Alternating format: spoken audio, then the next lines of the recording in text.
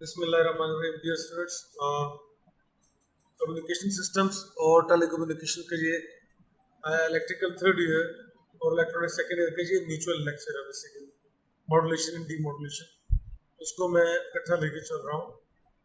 Modulation और demodulation पे जाने से पहले तो फिर देखते हैं कम्युनिकेशन सिस्टम की तारीफ क्या है।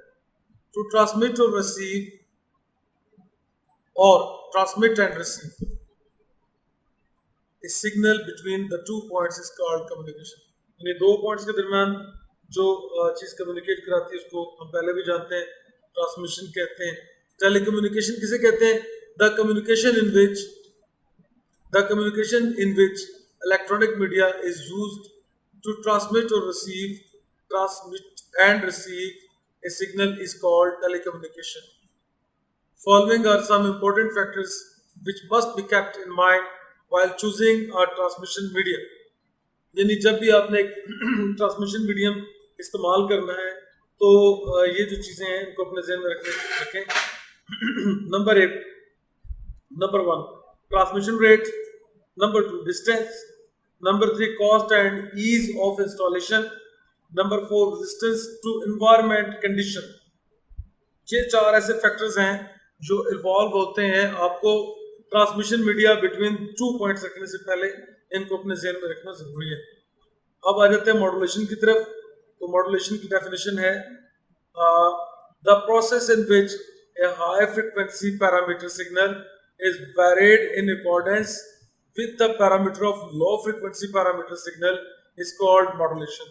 यानी आप किसी लो फ्रीक्वेंसी के सिग्नल के जो पैरामीटर्स हैं उनको जब तब्दील करते हैं हायर फ्रीक्वेंसी में तो उसको मॉड्यूलेशन कहते हैं। तो देखते हैं डीमॉड्यूलेशन किसे कहते हैं। The process of separating information signal from carrier signal is of modulated signal is called demodulation. यानी एक सिग्नल मॉड्यूलेटेड हुआ है उसमें कैरियर फ्रीक्वेंसी शामिल हो जाती है इंफॉर्मेशन सिग्नल में।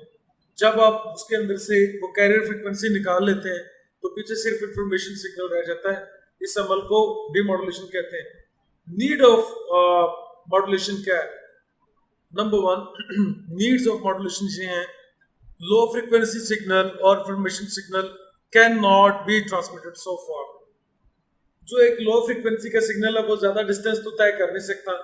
उसके लिए क्या करते हैं, जब मॉड्यूलेट करते हैं तो वो सिग्नल एक जितने ज्यादा वोल्टेजेस होते हैं उतना ज्यादा डिस्टेंस यानी कैरियर फ्रीक्वेंसी जितनी ज्यादा होगी उतने एरिया के अंदर वो फैल जाता है यानी ट्रांसमिट हो जाता है।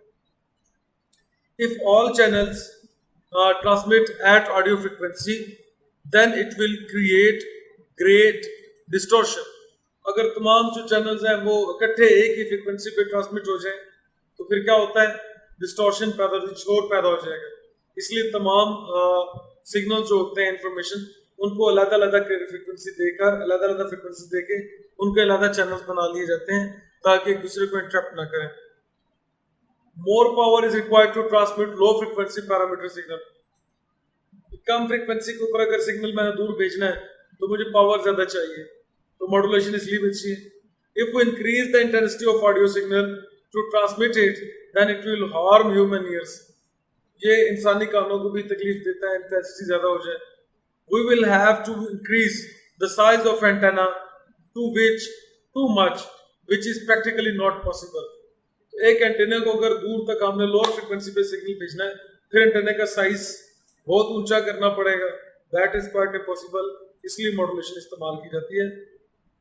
So modulation and is required to transmit low frequency parameter और information signal to cover longer distance, avoid interference of channels, reduce power loss, to save human ears from the intensity of audio signal, decreases size of antenna and to enhance the quality of signal। ये हमारा उसका moral result निकलता है। Needs of demodulation क्या हो सकती हैं? If demodulation is not performed, then information signal cannot be separated from generated variations in carrier signal during modulation। So demodulation process is required to recover information signal। ये simple सी इसकी need है। आज के लिए इतना ही। इंशाल्लाह नेक्स्ट लेक्चर में types of modulation पे बात होगी। आपका बहुत शुक्रिया।